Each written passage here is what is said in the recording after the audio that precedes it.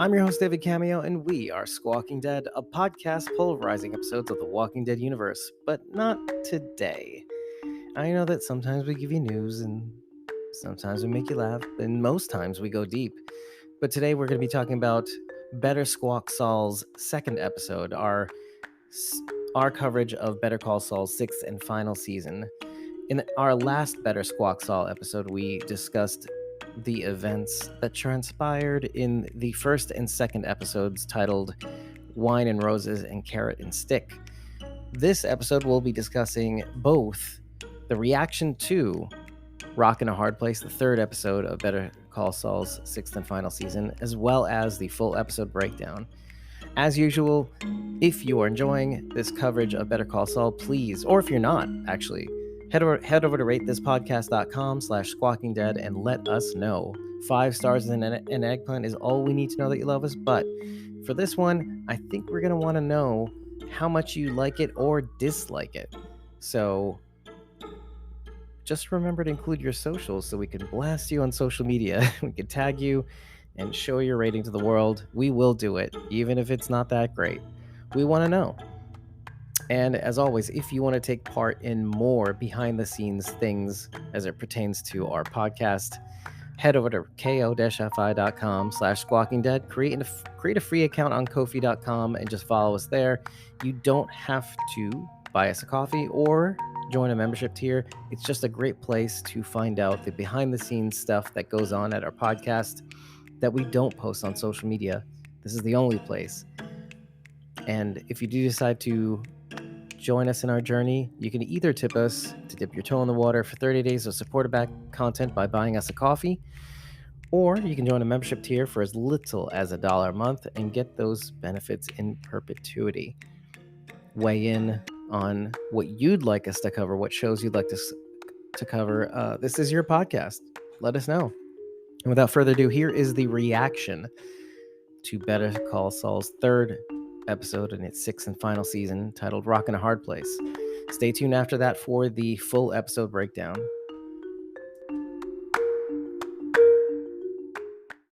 We are Squawking Dead, a podcast pulverizing episodes of the Walking Dead universe. Sometimes we bring you news, sometimes we make you laugh, sometimes we go deep. And just like last time, today we're talking about Better Call Saul. We're breaking down the third episode of the sixth and final season. Sharon D is here and Bridget. Fake excitement right that was now. Very good. You were Yeah. about as animated as Dave was the other yesterday. Oh my gosh. That was something. Well, Rachel, we were wrong. I'm not even sure. I am not even sure I saw what I just saw. I thought Mike was going to do something to fix it. But I mean, what could Mike do? Take out all the fucking Salamancas? That would have started a fucking drug war. No. I fully believe that he would have just shot Nacho himself had Nacho not done it. Is that why he was saying do it? I think he wanted him to kill Bolsa. So he would have a reason to just shoot him from there. Oh, do you think that was like a last act of kindness towards Mike, that he like didn't want that to weigh on him? It's possible. Maybe. Or maybe he just wanted to go out on his own terms. You know, he was going to die no matter what. He said his piece. He put it out there. Fuck you, Salamancas. I'm out. And, like you said, to keep Mike from having to do it, he just went ahead and did it himself, Took responsibility. Because, I mean, he's the reason he's there, technically. I mean, he made his own bed for all intents and purposes. God, that was just... And that's the show, everybody. I don't know what else to say. I don't have much to say about it right now because... I mean... Oof. Man, I was watching this episode and I'm like, oh, I can't wait to talk about that. I can't wait to talk about that. And then that looks like, oh man, this is good. Yeah. I got nothing. It all just drained out of me. I have like 3 pages of notes and I don't even want to go back and look at them. No. Just throw them away. Just throw the whole thing away. Holy shit. What the fuck? Wow. What the fuck? I think this is going to sink in a little bit harder tomorrow. I might have a cry over it. I'm not going to lie. I was on the verge of tears with the conversation with his dad. Right. I was having I'm a like, tough this time. feels like a having goodbye. tough time. This feels like a goodbye. It was his goodbye. I mean, I don't think he knew what was coming, but I think he knew he was a dead man no matter what. As we're watching this, I was thinking we know everybody in this scene survives to Breaking Bad except for Nacho. Yeah. That was also the truck that they got Werner in with the hand straps on the side. The truck that they were riding in. That might be the same house where they took the truck driver after Mike stole all of the money out of the tire and left the truck driver alive. Then they took the truck driver out and shot him. I think that's the same place. Remember when Mike's horn went off and he went out there and Gus had they had the thing stuck on the horn. Yeah. I think so too. It looked familiar. I took some notes, so if you guys want to just kind of start at the beginning and go through it a little bit, just kind of put out what we think, and then in a few days Thursday we'll record the after we had time to think about it. The scene with Nacho looking out of the holes in the oil tanker thing. Oil tanker was almost an exact replica of the shot of Kim looking out the door peephole at Lalo after Lalo leaves. And the light reflected. It's opposite because Nacho's looking one direction and Kim's looking the other, but the light reflected back on her face through the hole. It's almost the exact same shot, which doesn't make me feel good about Kim right now. Yeah, I was thinking, since they did kill off, like Kim and Nacho were like the two biggest mysteries, right? Like, where are they in Breaking Bad? And so maybe since they did kill Nacho, maybe they won't kill Kim. Maybe she's just somewhere else. Yeah. Like, what if she's in prison? I almost feel like maybe she's in prison or something. I mean, the way she is pushing Saul. Yeah, like she corrected the name. So like it's so weird because when you start this show, you think I'm never gonna get used to calling him Jimmy. Yeah. And then by the end of it now I'm like, I'm never gonna get used to calling him Saul. Right. Which is so weird. It's like it's what's cool is they're not interchangeable. Like you can't use one for the other, really. Like they're two different people. Oh, for sure. Yeah. For sure. They're discussing what they're gonna do about the license plates and blah blah blah. They're just doing this mundane, everyday couple stuff, zipping each other up and straightening the tie and fixing this and fixing that, and it's just this mundane, everyday thing. But yet they're discussing this fucking outlandish, crazy scheme and like I just found that such a cool juxtaposition, like just how contradictory they are. That was probably one of my favorite scenes of the whole episode was them doing that. I loved I think the word you're looking for is audacious. Yes. That line was great. And also just like says a lot about where Kim is now, because breaking the law and stealing someone's car is audacious now. I see. According to Kim. Kim brought Suzanne the paperwork and she's like, oh, you didn't have to give this to me. And you can just see the wheels turning in her head like, well, if she's this straight of a shooter, maybe she'll really talk to Jimmy Saul about it. Yeah. But what I loved was when she was watching them doing their watch couple thing at the preening. And the look, she just like kind of rolled her eyes like, oh, some people are fucking kids, man. Like, what is wrong with her? See, I thought that was almost like they're together. Can I play Kim against him in some way? Yeah, I mean, I thought there was a little bit of that too. Yeah. But just the look on her face was like... I mean, she also looked done. Like, yuck. Yeah. If you remember, she was the one that they pulled the Kushada scam on with all the letters. She was she and Kim have tangled hardcore before. That's when, but she didn't know they were together when she called Jimmy a scumbag to Kim's face. Yeah. Well, they don't exactly make it like very obvious to people. And now that you say that, they have been much more open about it lately. Now, yeah, because they were very on the DL about it. Well, they were together for like the bulk of the show. Yes. And yeah, like no one's know. But like Schweikert and Coakley knew because he went to the staff dinner or whatever with her and stuff like that. But like at the courthouse, they keep it very on the DL that they're a couple. So when they were doing that together, it was very eye catching. Like, oh shit. I've also noticed that the further along the show has gone, the deeper they get into their scamming, the more they actually show them being affectionate with each other. I told you. I said that the last time we did this. She's into it. You know what I mean? Yeah. She's like, Yeah. Let's see. Oh, then when Erickson was telling her about Wallow dying, and she's like, "That's terrible." I know. Could she be any more obvious? Her joy in that moment was Absolutely monotone. It was amazing. That's It was terrible. hilarious. That's terrible. I was really impressed with the DA putting everything together. I did not think there was any way that they were gonna like catch on to that so quickly. And she made some pretty good assumptions about how exactly that came to be. Do you think Kim might rat Jimmy out?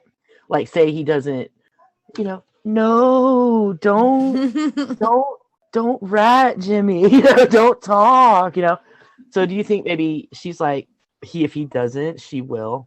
I don't know. There was something weird in her tone of voice when she says it's what's right. That made me think like, do you want him to rat? And I don't understand why she won't just give it to him straight.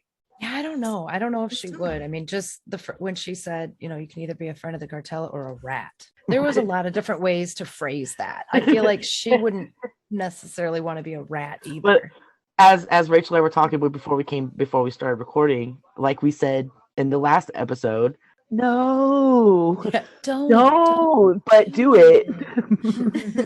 I don't like it, but I do. Yeah, don't do it. What if she does rat Jimmy out and tries to get him in prison and he finds out and that's why they're not together anymore? I don't like that. That'd be bad. I don't either. That might be too far. Yeah, too like much what if of she bad Kim? What if she like saw the light when it came to like Chuck's idea of Jimmy, and she's like, okay, I'm just gonna long con him because that's what he would do to me. So I'm gonna long con him into like putting him in a position where he can like never come back and never practice law again. Oh shit. I really just don't know what to think about Kim, but I totally believe she's fucking with him. Like she's playing him. There's something else there. I think she's playing him. She's doing everything with the contingency that she could play him if she has to. Like she doesn't want to, maybe.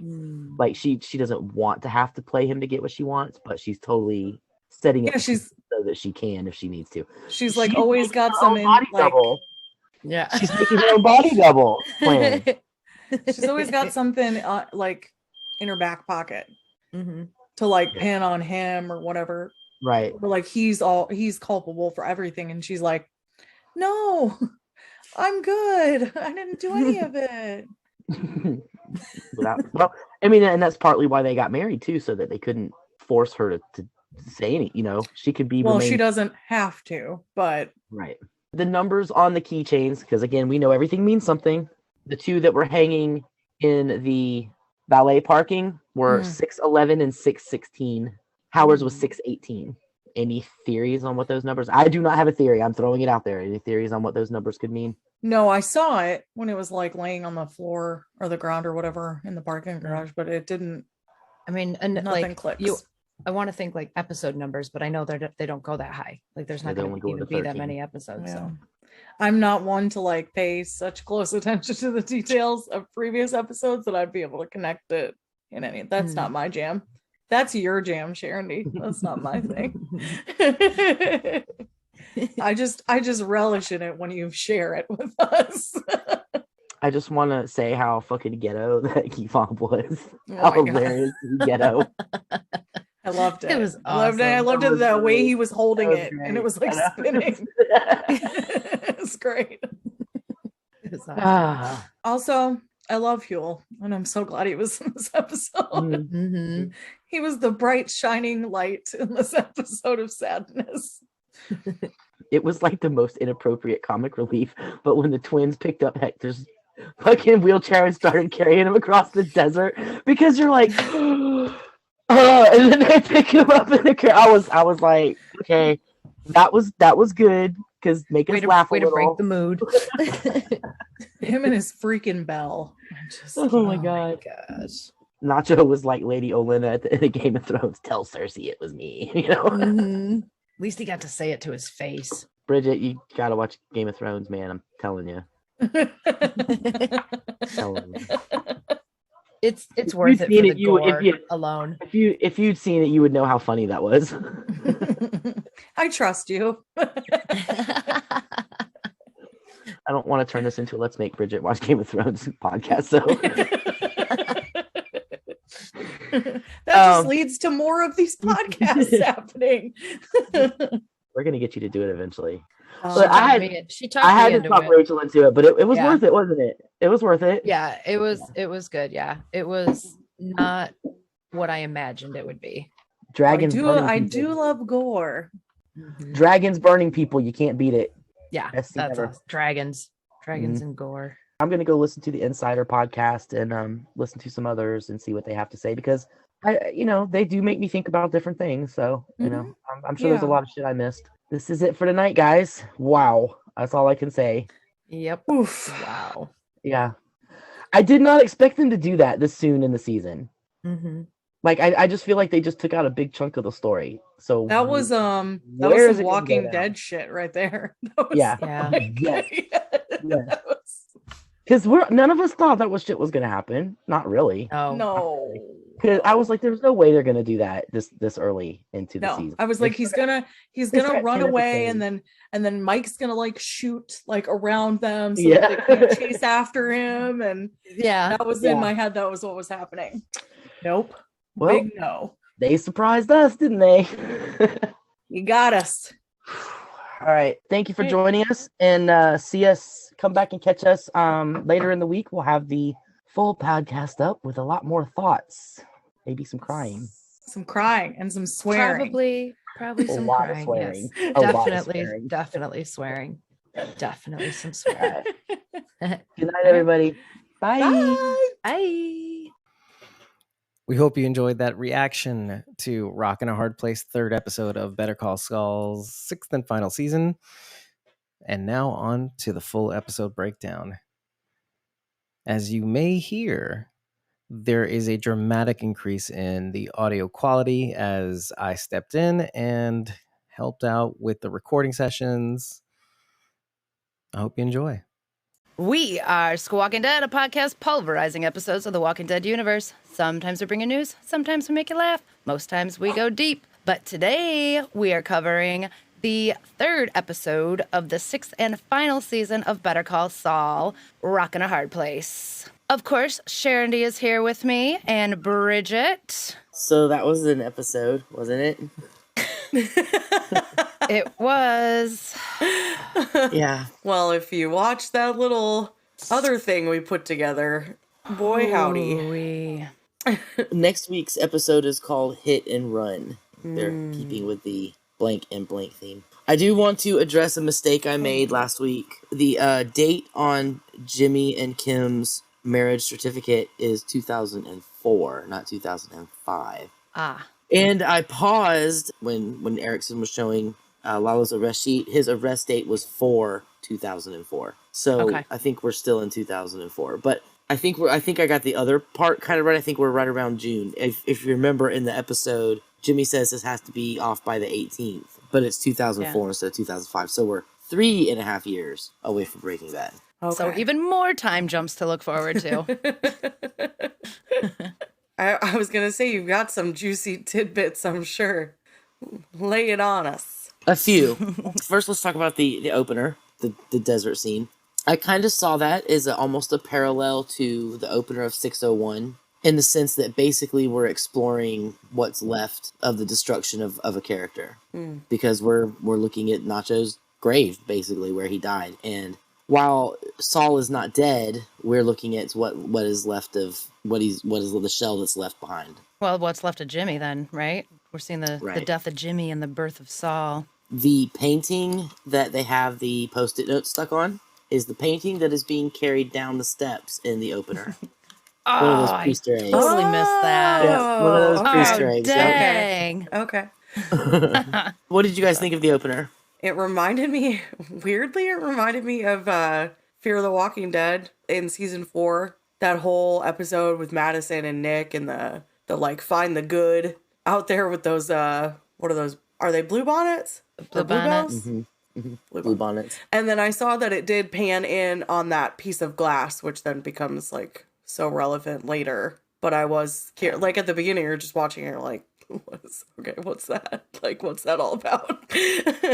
So It gave me sinking feelings. I didn't know what was coming, but my makes me stomach was real like, sad now. yeah, yeah. I think my stomach knew what was coming before my brain and my heart did. My stomach was all sorts of churned up, but I'm like, no, he's gonna get out and run away and be safe. I don't know if you guys do this, but like I've done this with like a lot of the Walking Dead shows too, where like someone gets shot like in the head, and I'm like, maybe they'll still be okay. I'm like, now I know how no- Beth apologists feel, right? Like, Beth is still alive. No, she's not, honey. I'm like, please, but Nacho could have survived, right? There's no way. But I'm like, they'll still be okay. Someone will fix it. Like it's fine. Yeah, get him a Band-Aid. Someone get him a Band-Aid. Yeah, not after Hector Salamanca was through with him. Sorry. Oh boy. I wanted to be really mad at that. I wanted to be really, really mad that Hector did that and that they included that. Maybe a part of me is still really mad, but I don't know. Nacho is my boy. I'm like, how are you going to do him like that? Like, don't. That's like when you're playing a video game and you kill somebody and then you run over and hump their body. You don't do that shit. No. The squat thing? Yes. Yeah. Like, don't. Just don't. Up, down, up, down, up, down. I liked that Sharon Dean said it brought like immediate comic relief to this like such a messed up situation, which it did. Like it was so stupid, over the top, but it's just such a thing that he would have done. Yeah. Like Breaks the tears up a little bit. So angry with this little bell. Ding, ding, ding, ding, ding, ding, ding, ding, ding, ding, ding. I don't know about you, but I honestly thought they were going to take him over there, obviously holding him up and walking him over and like urinate on him. That's what I thought was going to happen. I thought he was going to spit on him. Yeah, I thought it was gonna be spit. Yeah. I mean, I'm pretty sure at this point, Don Hector's going in a bag. Yeah. The funny part to me was when they were carrying him across the desert in the wheelchair. Like these tough guys carrying this funny man. Right. Wait, can I go back to the opener though, or not the opener for this one, because what I immediately thought was I've driven out in the desert like when it's raining, and I happen to feel like it's like one of the most beautiful things to kind of drive through. I knew it was going to be sad, and I felt like, oh no, and that somebody who is dying is going to be Nacho. But then I thought, what a way to kind of tribute him, because that's how I felt. Like I felt like a beautiful soul is going to the heavens, and then you see the flower at the end. It's like, you know, somebody precious has passed, and that's how we should see this. They made me feel okay. I mean, not okay, but like this is how we want to regard him, as like somebody beautiful. I'm just not quite there yet. There was broken glass right after that too, in the truck bed that he was laying in. So then I was like, was that the significance? You know, like from the beginning of the episode, the first watch, I was like looking for glass throughout, trying to piece it together, but it's not what I expected. Well, the glass in the truck bed was from the shootout at the motel. And then the piece of glass we see in the desert was curved like a glass bottle or something. You know, you leave anything out long enough, it's New Mexico, people are going to shoot it. So I'm sure there were like shooting off glass bottles out there. Fair. And by the way, isn't glass heated up sand anyway? Yeah. That's just another thing I thought of. I don't know. Yeah. The glass that Gus broke last week when he knocked the glass off the table, and Nacho found it in the trash can. And then picked it up with his hands. Clever. The title is A Rock in a Hard Place, and I mean, of course, that is Nacho, but I think it's also Jimmy and Kim, because I think with the DA on their ass, they're going to be in between a rock and a hard place. The DA and the cartel. I think it could also apply specifically to Jimmy when it comes to Kim, right? Like I feel like he's sort of in a rock, between a rock and a hard place with her and how she's acting and like how she wants to go after Howard, and Jimmy's not quite so sure about it. And so he's like, what do I do? Do I give her what she wants? Do I try and steer her down a different path? Like, I see kind of Jimmy in that spot too. And you can tell in their scenes that he still is not really 100% with this. The scene where he comes home and Kim is sitting waiting for him, And he walks up to the painting and he looks down and he could just see him like, this again? I mean, does she never let up with this? Even though she's talking about something completely, she's going to talk about something completely different. You can just see it in his face like, damn, I just give me a break, like, I don't want to do this again. Wasn't he kind of like, what's wrong with it? Like, so clearly it gives the impression that she's gone over it again and again and again and again, changing things, switching things around, correcting the like plan. Kim and her Post-it notes. I just keep thinking of her and grabbing it and being like, I'm sorry, it's spelled wrong. I have to fix this. It's going to bother me. This should be hyphenated. So what is on the Post-it notes? One says paint. One says phone call with a question mark. One says casting, then the frowny face. There's a picture of a carrot, the word tour. Tuesday, 9A. As far as I could tell, it was kind of blurry. The name J. Stengel, a magnifying glass, and a car. And he takes off the paint and moves it down to the bottom, and he puts Namaste in its place. Howard's license plate. And we did hear them talking about, I don't know, maybe I'm wrong. Correct me if I'm wrong. To me, it sounded like they were talking out loud about the plans they had for Howard's car. They wanted it to look like someone took it out for a joyride and they were going to like vandalize it somehow and then get it back. Is that what you were picking up? They need access to it for whatever this next part of the plan is. And so they needed to get it. And then I guess they figured, I don't know like what the plan is. So I can't piece together exactly what it was that they need to do with it. But yeah, they were planning on like, they're like, well, we can just do like somebody came and took it for a joyride, which I kept thinking, I'm like, then your fingerprints are going to be all over it. Are you guys dumb? Right? You're lawyers. Come on. Horrible choice. Yeah. So I thought that was clever that they like used Huel to come up with this, the old valet trick. The old valet trick. I love Huel. The fact that they specified that it's 4 to unlock and 5 to lock tells me that something is going to go extremely wrong with it. I kept thinking, I was like, don't you want to like write that down just to be sure? And he's like, but yeah, Jimmy's okay, got a good rememberer. Now I know why I was thinking vandalism is because of the sticky note that said paint on it. But I don't know to what end. I can't figure out why if they have someone steal the car and like paint it up with like and vandalize it, like I don't see what the next step is. Or could it just be like they're going to like paint the car a different color? What they want to do is use the car to make people think that Howard is doing something shady. That's why they wanted a duplicate Howard car. The paint was if they wanted to find a car just like Howard's and paint it just like Howard's and then use it to do something. So that makes more sense. What are they going to do with it? It's time for a Breaking Bad cameo because I think it's going to be Wendy, the prostitute from Breaking Bad. My first thought was prostitutes too. I saw a clip on Twitter where Kim is telling Jimmy that she dropped Wendy off and then she was being followed. Which is funny because everybody had this theory. There was this theory going around that Kim was gonna be Wendy. Like that's what happened to Kim. She's actually Wendy. I hate that. Oh no. Like, wow, she went downhill quickly in like 3 years. Is what I'm saying. They're gonna have somebody see him dropping her off out of Howard's car or something like that. That's why they want to steal the car. Because it's supposed to be something bad enough to get him like suspended or disbarred or whatever, but not bad enough to like ruin his whole life. I don't even think they want to get him suspended or disbarred. I think they just want to throw doubt on Sandpiper, and by making it look like he's a drugged out party boy, Sandpiper's gonna be like, oh shit, we need to settle before this whole case falls apart because of Howard. Like Wendy's gonna pretend to like OD money in the back of like in his trunk or something. Oh my gosh.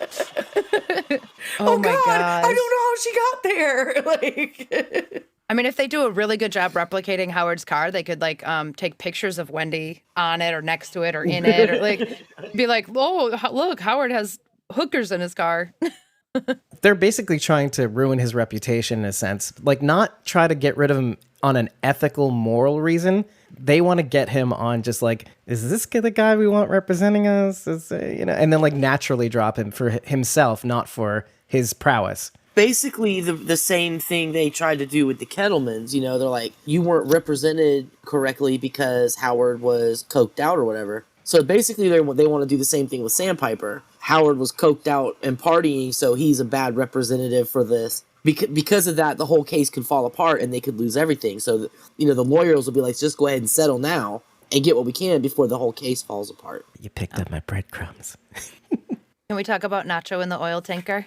Yes. Yes, Do please. we have to? I can't remember the last time I was so like scared for somebody. That was so intense. It was such a nail biter. And then he like held his breath and like went under the oil, like, oh my gosh. And I'm like, oh, he's gonna sit up and homeboy's gonna see him. I'm like, ah. It was, yeah, I was all over the place. He legitimately held his breath for over a minute in that scene. Michael Mando did? Yes, they talked about it on the Insider podcast. Holy shit. Whoa. I don't think I could do that. No. That was a great piece of acting by Michael Mando, though, because he comes in and he's doing that coughing. Like, you can tell that the air is just like thick with the fumes from the oil. It was so good. It was so believable. Did they talk about what they used for the oil? If they did, I missed it, but it looked similar to the same stuff they used in Fear. When they Fear did the Walking Dead? The oil, yeah, the oil. I could guess what they used, but I'm always curious to know. It's probably something like molasses or something like that. Ugh. Food, Yeah, it's probably a corn syrup and chocolate mixture. Yeah. Tasty, tasty oil. But it tasted good. And lots of peppermint to kind of simulate the fumes. Ooh. Oh, you'd be crying. The tanker gave me kind of apocalypse vibes, Like, I was like, wait a minute. What show am I watching? Did anybody else think that I can't tell the cousins apart, to be honest, and I don't even feel bad about it. I don't even know if I know their names. But when he looked at the tanker and Nacho was looking through the like rotted holes or whatever, I totally thought he saw his face in there. I did too. There's just one more thing I wanted to say about the tanker scene was how they did the time transition. They just like focused on it and like fast forwarded everything. Yeah, that was love awesome. That was awesome. It was really good. They do talk a lot about it on the Insider podcast, if that's something you guys are interested in. Okay, cool. That whole scene and everything. It's really interesting. The fast forward transition specifically? I imagine. Or the whole tanker scene? I think they talked about they talked a little bit about that, but it was mostly about the whole tanker scene. Who are really the evil ones? Because the Salamancas well, I mean, the Salamancas are hot-headed and not dumb, but they don't think things through. Gus, he knows exactly what he's doing. It's kind of like the difference between Joffrey and Ramsay in Game of Thrones. Ooh. Joffrey is a spoiled little brat, but Ramsay is a grown-up who thinks seriously about... I was watching a thing yesterday about Gus and about his character and just how methodically evil he is. And to torture, because what he's doing to Hector is torture. He is like giving up millions of dollars and blowing up his restaurants and giving up his people for the ultimate goal of torturing Hector. So we pull for Gus, but in reality, what is the difference between the two of them? The age-old AMC series conundrum. Who's the real villain? Intentions, though, isn't it? Like, we got to see Fring's backstory a bit, and wasn't it all because like of his background, or he's gay, or like supposedly his boyfriend gay? Hector killed his boyfriend. Hector killed his boyfriend on the orders of Don Eladio, and then Hector taunted him. But do we know why? Yes, because Gus was operating outside of the cartel. Okay, so his boyfriend was killed as a punishment. As a punishment, yes. To Gus. Okay. I got you. Personally, I think after that happened, Gus just doesn't feel anything anymore. I mean, maybe that makes him evil. I mean, if you don't have feelings are kind of what make you human, right? And if you don't have any, what are you now? We've said before, he speaks in a monotone voice. He doesn't really have reactions to many things. Yeah, I just see this like empty shell of a person just full of revenge, and he's laser focused on Don Hector. But he also told the story when he was young about catching and torturing the little coati because it ate the fruit from his tree. It was just doing what an animal does, eating fruit, and he was so angry or whatever at it that he caught it and tortured it and let it starve to death. And that was when he was like 7. So Oh, he's got a little evil in him. Got a real Dexter on our hands here. Jeez. Whoa. So since we're talking about Gus and Don Hector, okay, it was Nacho that put Hector in the chair. What has Gus done to Hector? So I mentioned this to Sharon D as I was watching the show the first time through because, you know, she's the go-to Better Call Saul person. I didn't realize until watching Better Call Saul, because, you know, I've watched Breaking Bad, so I knew that there was some background drama there. I didn't realize that Don Hector could have moved on to being maybe not like fully functional, like as an adult, but maybe more communicative. And Gus sends away the nurse who is the doctor who's making so much progress with him. She's like, he's making such good progress. Like he's gotten to the point now where he has the muscle control and he's able to start answering her questions and stuff. And he's tapping his finger. And then Gus is like, great, you can go now. Let's and keep she's like, him right here in this state. yeah, she's like, oh, okay. Like you can tell she's confused. Like, has she done something wrong and like offended him? Is that why he wants her to go? Or like, what's the real reason? And it's because he wants Don Hector like that. He's like, you made it just far enough where you're so close to being able to communicate, but no. Yeah. I'm going to make it so your nephew has to list off every letter of the alphabet. Oh my gosh. And spell everything out. So Gus was really taking advantage of an opportunity that Nacho created. So I wonder what his plan, what his original plan was. Yeah, I don't know. I mean, Gus has big ideas, so I'm sure there was something in the works. Or did he in some way put it in Nacho's ear? Had they even communicated yet? Mike told Nacho not to do it. What Gus originally was going to do was eventually, because he was getting Mike to hit their drug trucks and, you know, disrupting the stuff. So basically, he wanted to do to them what Lalo is now doing. Now Gus. doing. Oh, okay. Blowing up his restaurants. So I guess he was hopeful that like what Bolsa or Eladio would just take him out. Or like my cut guess him is, off, well, maybe? I think what he was doing was he was actively trying to destroy the Salamanca family in the cartel. But then, like you said, Nacho gave him the option to do something. Well, I mean, Nacho did it, but then he was like, "Oh well, let me take advantage of this." I almost think, by the way, that Fring is unbridled ambition, but patient as fuck. Like, I think he very wants to go patient. all the way to the top. He wants to be the Don. Ilario be damned. I mean, he was the one who killed his boyfriend, too. So there's an additional pressure. Which, of course, we know in Breaking Bad, he does take them all out. He takes the entire cartel out, and then he takes Hector out. Well, Hector takes him out, kind of. Just later. Which pairs very nicely with the fact that his own series is going to come out soon. Or not soon, but eventually. I don't think that's... there's a rumor about it. Yeah, like that's a rumor. I don't think that's... Oh, is it only a rumor? Okay, I Yeah, thought I don't saw think that's something like confirmed. in an article or something like that. Oh. That'd be pretty cool. I'd watch that. Yeah, heck yeah. Yeah, people are saying it'll be like a prequel. So they would, you know, like they just keep moving back, I guess. So Just now we're gonna keep go going. even before Jimmy.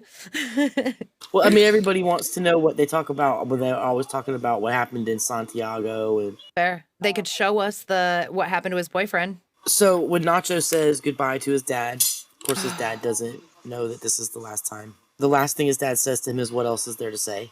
And at the end, when they let Mike out of the truck, he looks at Nacho, and I think that's kind of almost the same. The look he gives him is almost the same way. So Mike has now lost 2 people that he cares about to Gus. Werner and now Nacho. Werner Ziegler. Ziegler. Oh, It's kind of funny because I'm glad you brought up the whole who's the more evil one in the Salamancas and who's worse than who, because, and I'm glad you went straight to Nacho right after that, because as he was sitting there crouched in the corner trying to talk to his dad, trying to breathe, trying not to cry on the phone, I just kept thinking to myself, all of these people are in hell and they're surrounded by devils who have demons of their own. Probably. I don't know about the Salamancas. They seem like who are the leaders in hell? Oh yeah, the Salamancas. Fuck those guys. They love seem it like here. they party with the demons. Yeah, it's like they love the weather down here. But Yeah. like almost everybody else has done something, even like Jimmy, Kim, or I don't know about done something, but they're in hell either electively or by circumstance.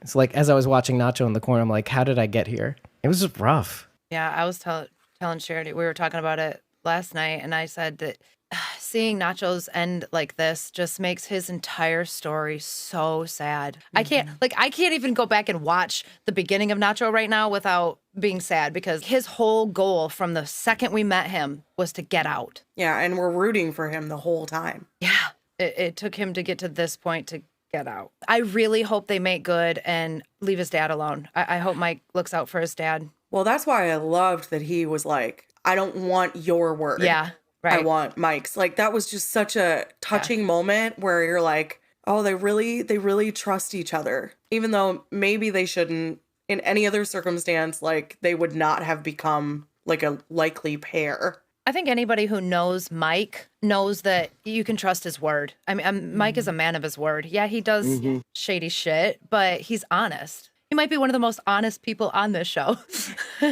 Honor among thieves. Yeah. You know how in the Walking Dead universe we talk about found family?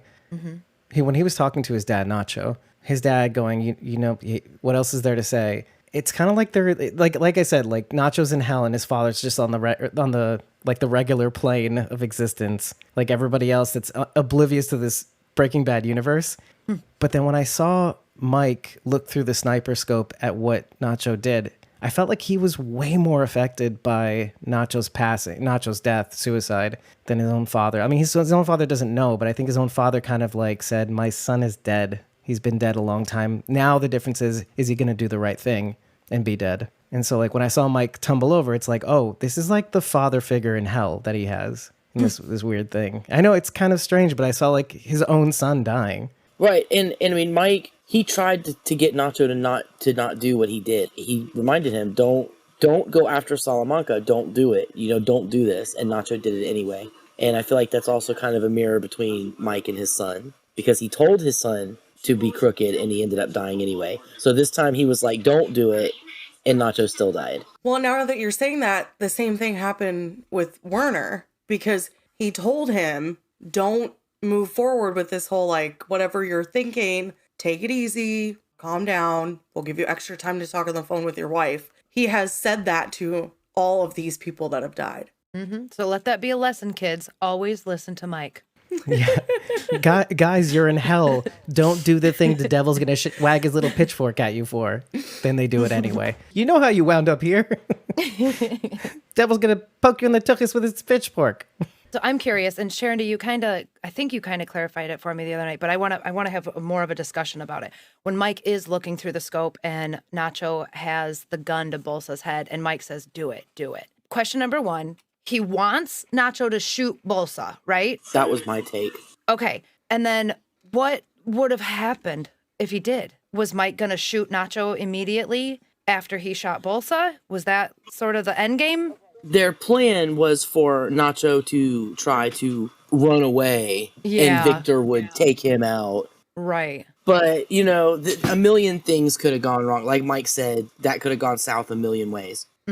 So my feeling was when Nacho had Bolsa, Mike wanted him to shoot him because then he had a reason to shoot Nacho and end it and not let Nacho be taken by the Salamancas or something go south and there be, something happen. If Nacho shot Bolsa and killed him, then Mike had every legitimate reason to go ahead and shoot Nacho before everything went to shit. So my feeling was he wanted Nacho to just shoot Bolsa, so he had, which I believe is why he wanted to go in the first place. That's the whole reason he wanted to go, because he wanted to be able to take Nacho out so he wouldn't get tortured to death. Because I don't know if you noticed, but when Bolsa was telling Nacho, it's like there's good deaths and there's bad deaths, and they showed like this the shot from inside the house, you could see all the torture implements laid out on a cloth in front of the window. They would have legitimately tortured Nacho to death. What if Gus had been like, fuck him, Victor, don't let him try to run, who knows? So I think Mike was like, I am going to be here to shoot him so that he doesn't have to suffer. Is there something poetic and beautiful about dying at the hands of someone who loves you or cares about you? I mean, is that Is that a better death? Well, I mean, didn't they kind of cover this in The Walking Dead? When even with walkers, is it better for you to take out the walker by is the walker be taken out by someone you love, someone who loved them? Does it Right. make it better? As you guys were talking, I was thinking about the Walking Dead World Beyond, and Lieutenant Colonel Kublik, as she was talking with Jennifer Malik, Huck, she was saying, and this is her daughter, just to give everybody context, she's telling Huck about the spaghetti bolognese story and how, like, I was always there to clean up your mistakes, you know, and if you're going to go down, I'd rather it be me that, you know, takes you down or puts you down or cleans up your messes, but I'd rather it be me punishing you because I love you. She said as much. She said as much. She basically said, I was going to destroy your world before anyone else had a chance to. Yeah. Right. Well, and I mentioned this immediately after watching the episode. Maybe Nacho had shot himself in the head as like a last kindness to Mike. Like, I'm not going to make you do this to me. I'm going to just take care of it myself, which I think is really beautiful and just kind of encapsulate this super unusual, like, friendship, I guess we could describe it as. Yeah. But and I'm wondering now, as I'm envisioning the scene in my head, and Mike is laying down, so he has like the sniper rifle up, and so he can see he is laying on a rock, and he is between the rock and the hard place of having to put Nacho down. So like there's some more of that imagery. And this title really applied to a lot of characters this episode. Yeah. I also thought maybe Nacho made the choice as like a final fuck you to the Salamancas, like, you're not gonna torture me. Haha. Yeah. I'm gonna do it before you can. He could go out on his own terms. He wasn't going to go out the way That Gus too. wanted him to, and he wasn't going to go out the way the Salamancas wanted him to. The only choice he had left in the world was to go out the way that he chose. So I think it's a little bit of all of that, to be honest. I have to keep reminding myself that Michael Mando is fine because I'm like getting really sad. He's okay, Rachel. He's okay. Guys, I have the perfect segue. Like, because we had literally just said this about Dakota. She went out on her own Fuck terms. Dakota. Fuck Dakota. Oh, fuck Dakota. Fuck Dakota. You feel better now? Nacho didn't kill John. No. Fuck that shit. Nacho was amazing. Nacho was the best. Right? Bob. I'm trying to think of any other scenes. I mean, Jimmy and Kim were so small in this episode, kind of. Right. The only other thing I want to maybe say is what I brought up in the immediate after show was one of my favorite scenes was the juxtaposition of Jimmy and Kim doing the mundane everyday couple things in the morning, zipping up her dress, fixing his tie, fixing his cufflinks while they talk about this crazy outlandish plan. And it's just another indication of how contradictory they are, as in they got an office for love, but they got married for business. Everything is so contradictory about them. And that was really one of my favorite scenes of the whole episode, was watching them, oh, have a nice day, but meanwhile they're like, we're gonna take this car and we're gonna paint it and do this and this and this and this. It's just great. I love it.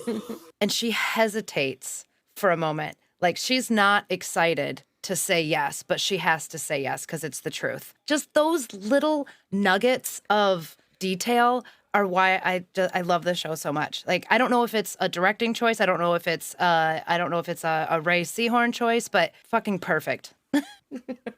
Like we say all the time, everything in this show means something. Yeah. Which also reminds me, I got the key numbers wrong in the after show. The key numbers hanging in the valet booth are 614, 616, 617, and 619. Those are the ones that are hanging in the valet box. The two that are missing are 615 and 618, which 618 is Howard's. Okay. I don't know what that means, So- but it has to mean something because no one in this show. 6/18 is June 18th. If we're in June and Jimmy and Kim are focused on the 18th. Ooh, look at you. Yep, there you go. Look at you. Look at you. Bravo. And the crowd goes wild. You had said something about in your initial reaction watch that the way that Kim often throughout this episode looks at Jimmy almost feels like she's testing him as well. I mean, she's always kind of testing him because he's kind of like lied to her every now. Yeah, well, at least in the beginning throughout the series. But I feel like she's been burned a little bit too many times by him, and so I feel like she makes him feel like he's in on the plan. But I feel like in some way, depending on how he does as a participant, he may be thrown under the bus by Kim. Depending, it's like a choose your own adventure. If he does this, then turn to page 26 and, well, I'm going to bury him as part of this plan. It's funny you say that. In this episode, he's saying we can't do it because of the paint in the car and we don't have time. And she's like, oh. And then she comes up with we'll steal his car. And he's like, well, then how do we do that? We have these kids and blah, blah, blah. There's a million ways it could go wrong. And she kind of turns around and looks defeated. And he watches her. And then all of a sudden he goes, but wait, we can do this plan. And it's almost as if... And then she turns around and she's all bright again. Like, everything's fine. And I just have the feeling that she is playing him so hard. And it's gonna break my heart when it happens, when it comes out. I know. Do you think she truly loves She has got him? him on the long time. Well, I think we talked about that in our last Right. podcast. I'd said, I'm like, does Kim even love Jimmy? I mean, I think so. I wanna say yes. I think she does. She doesn't want to have to con him or whatever, but she wants what she wants, and doing this to Jimmy is the only way she's going to get it. And let's be honest, it's easy for her. Yeah. I mean, she loves him, but at the same time, she's like, I love you, but my pro bono work is more important, basically.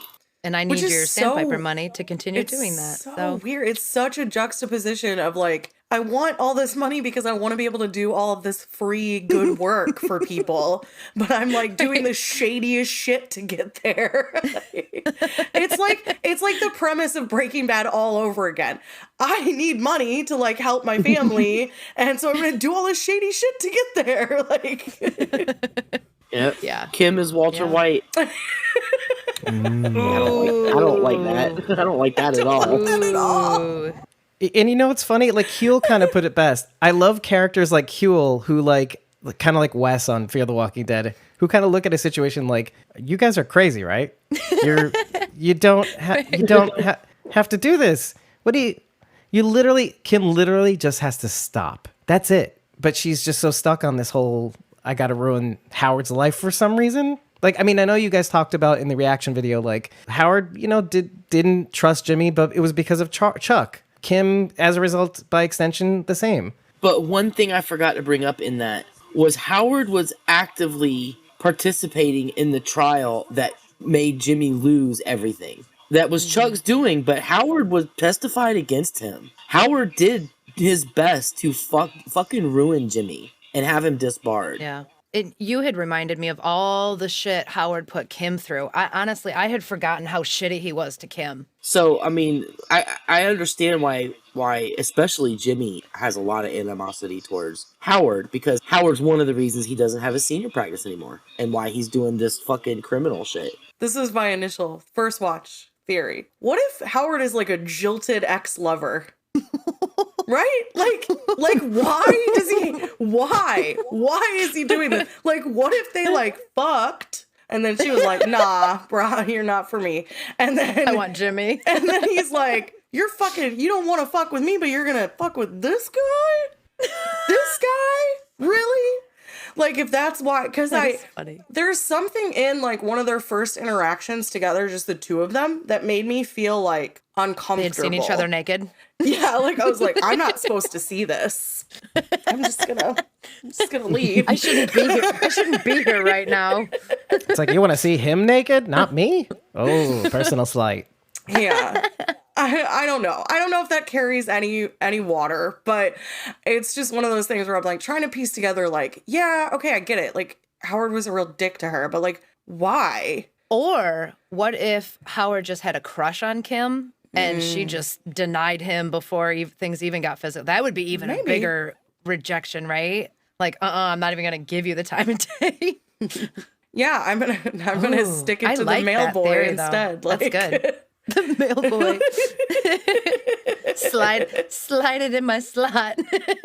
Yo, in her hoo-ha. So, like, you're saying the whole premise behind Kim maybe even being with Jimmy is like a whole F you. Maybe this is all part of Kim's plan. It's like, Jimmy, she doesn't care about Jimmy. It's all about giving Howard the F you for some reason. No, I don't think I feel that way. Like, I don't feel that way about it. I just feel like something happened that I'm not aware of. And that's the reason Howard is so shitty towards them. Because I can't figure it out otherwise. Like, because he genuinely liked Jimmy at the beginning. says like, I think you're a real I think so, go-getter. yeah. I think, yeah, I want you to come work for me. Like there's all of this stuff that happens. And I'm like, but if you like Jimmy, like, why are you such a dick to Kim?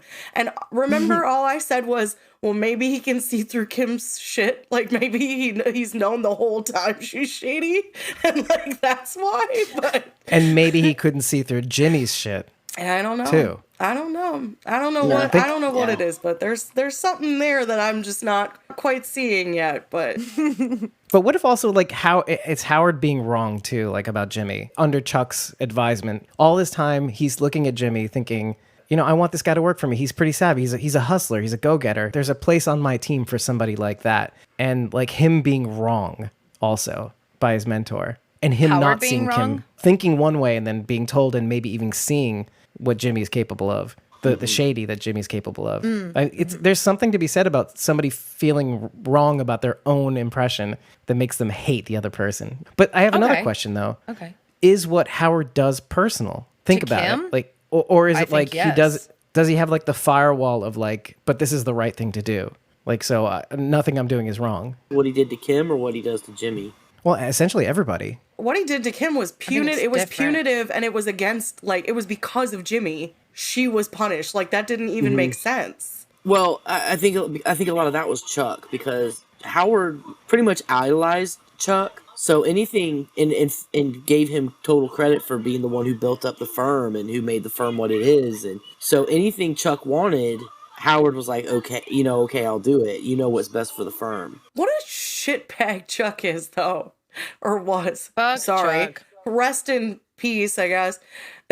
To get back at Jimmy, to needle Jimmy, he put Kim in the cornfield or whatever. I mean, he was mad at Kim for doing things too, but I think it was mostly at Chuck's behest. But it's crazy because Chuck's like, yeah, Howard, I need you to come see me in my office. Yeah, can you fuck this girl's life up, like, and like fully take her wrath later? Cool, bye. I'm gonna die now. See ya. Cool, what? They see me rolling. Okay. But like we were talking earlier about like replacement fathers, like, right? Like the found family kind of thing. Like, Howard kind of sees Chuck as his kind of like a brother or maybe even a fatherly figure, where Chuck should be seeing Jimmy as like a brother. He just rejects him consistently. More like a grandfather, am I right? Chuck is old as fuck. So is Bob Odenkirk. Let's just be fair. Okay. They did a number on him, but still. Well, is that all we got, folks? I think that's about it. I think we 'Cause beat we this took- one. Yeah, we really talked about the DA and stuff last time. There's not much more else to say about that. So I'd said this in the chat earlier, but you guys were talking about like nobody cares about Saul's stuff. Like as the feds, I guess, were like inventorying all of Saul Goodman's stuff. One thing that I noted was that they were like literally documenting everything that they were throwing into the boxes, like that duality of like, no, we care about how much this is worth, but then just toss it into the frickin' box. But then I remembered like back in the 2000s, civil asset forfeiture was like the new thing. It was a means to kind of like bolster like the police departments and stuff like that. So people like were really, really all about it. It would increase their budgets. They would get better equipment. They would militarize a little bit more. So I don't think it's like they didn't care about this stuff. They definitely care about this stuff so they could liquidate it. But they were very meticulous about every single thing they were putting away. Good catch. I thought they just looked like they were chucking shit in boxes. Right? like fuck your life. Your gold Fuck your Viagra. toilet. All right. Well, thanks for hanging out with us, folks, as we broke down this episode of Better Call Saul. We hope you enjoyed it. You can leave comments, but I don't know where. YouTube, probably. Tell us if you agree or disagree with everything we said. Thanks Hey, for and if we hanging missed out. anything, right? Bye. Bye. Bye.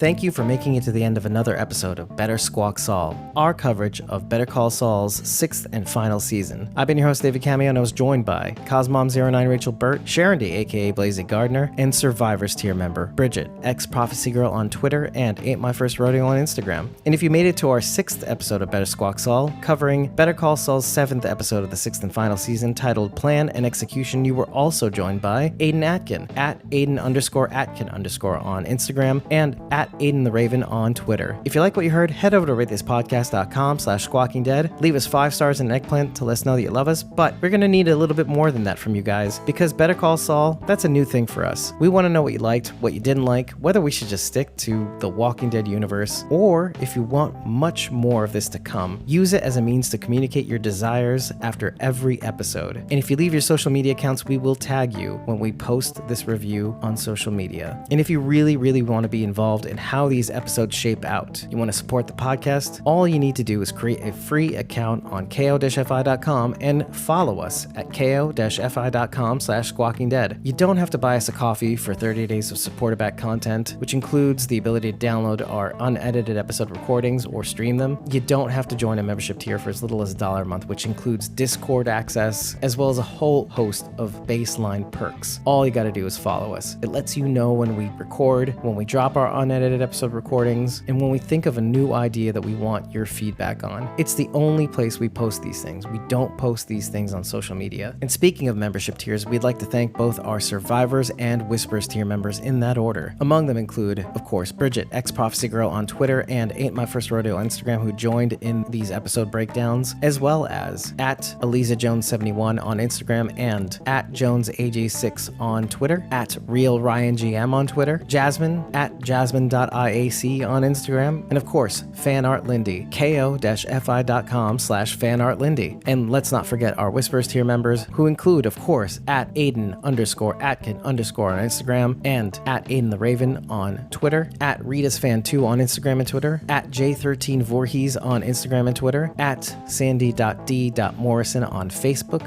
at Frosted Angel 67 on Twitter, at Tyler Phillip Cox on Instagram and Twitter, and of course at Judith.Morton on Instagram. I'd like to thank you very much for making it to the very end of this podcast, and for always listening to Squawking Dead. We hope you're enjoying this, and we'll see you in the next one.